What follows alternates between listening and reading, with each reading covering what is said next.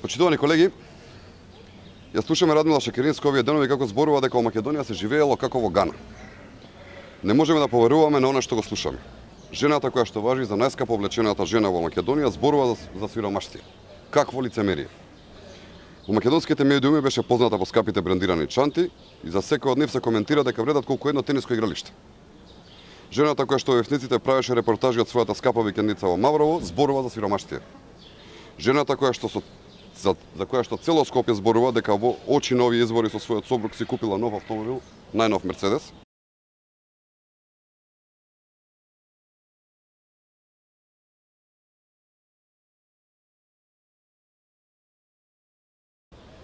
Дополнително би сакале да ја прашаме госпоѓата Шекеринска дали е вистина дека до пред известно време се преселила во комплетно нов и луксузен стан. Какво лицемерие. Жената која што говори за сиромаштијата води прескап и луксузен живот. Навистина брука. Што знае госпоѓа Шекеринска за сиромаштијата и бедата? Целата кампања на Социјалдемократскиот сојуз се темели на лаги и измами.